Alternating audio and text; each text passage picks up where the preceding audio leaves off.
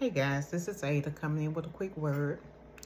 The title of this message is You're Delivered Through the Word. You know, a lot of times, guys, if we would just pick up the Word of God and just open it and read it, you'll be surprised how it brings life. It brings life because the Word declares that the Word of God is sharper than any two-edged sword, and it divides what's your flesh, what's in your emotions, and what's in your spirit. It divides. So when we pick it up and we begin to read it, even just the reading of the word, it brings a certain amount of deliverance. Just reading it, guys. And we may even not even know what we're being delivered from. We may not even sense anything. But trust me, because, see, the goal of the enemy, according to Jesus, is to come in and take away the word. And see, a lot of times we'll say, well, I just need deliverance. I need to get out of this situation. Well, guys, your deliverance is in the word. Does that mean that you're not going to be tried and tested? Yes. As a believer, you will be tested because that's a part of the package. But anyway, I'm going to read briefly from Matthew 13. And I'm going to read the parable of the sower. Okay. That same day, Jesus went out of the house and sat by the lake.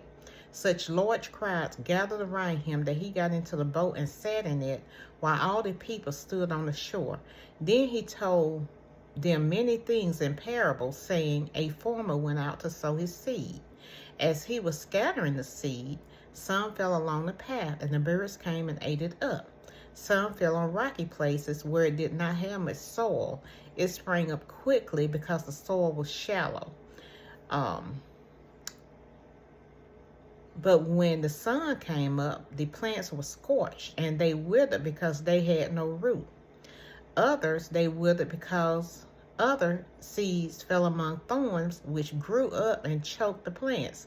Still other seed fell on good soil, where it produced a crop, 160, 30 times that which was sown. So guys, when we really take in the word, this is what happens. Okay, but let's go and see what was Jesus talking about. He said, he replied, let me go back. I'm sorry. The disciples came to him and asked, why do you speak to the people in parables? He replied, because the knowledge of the secrets of heaven has been given to you, but not to them. Whoever has will be given more, and they will have an abundance. Whoever does not have, even what they have will be taken away. This is why I speak to them in parables. Okay. So, I'm getting on down.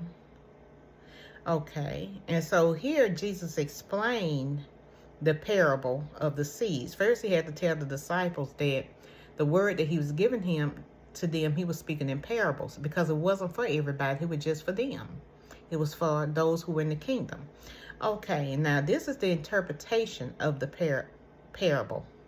He said, listen then to what the parable of the sower means. When anyone hears the message about the kingdom and does not understand, the evil one comes and snatches away what was sown in their heart. This is the seed sown along the path. The seed falling on rocky ground refers to someone who hears the word and at once receives it with joy. But since they have no root or no depth, they last only a short time. When trouble or persecution comes because of the word, they quickly fall away. Now, these are all Christians, guys. The seed falling among the thorns refers to someone who hears the word but worries about this life. And the deceitfulness of wealth choke the word, making it unfruitful. But the seed falling on good soil refers to someone who hears the word and understands it. This is the one who produces a crop yielding 160, 30 times what was sown.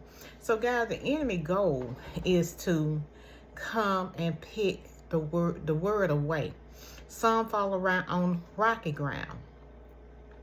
Some fall among the thorns, which chokes it out. which the cares of this world and wealth, or what getting money, chokes the word out, because you can't serve two masters. Is it wrong to have money? No, but we don't need money or things to have us. So when Jesus said that there's one that fall on good soil, and what is the good soil? That is the one that's hungering and thirsting for righteousness. And these people will hear the word and they will take it in, and then they will go on to produce much fruit. What is the fruit?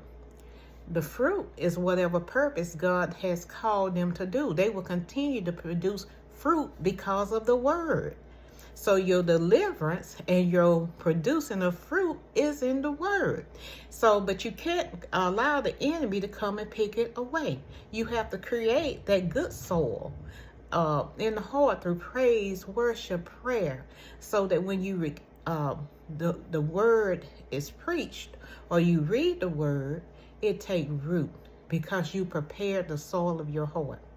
Now, guys, that's the word that I have for now. If it's been helpful, please give it a thumbs up. You feel someone else could benefit, please share it.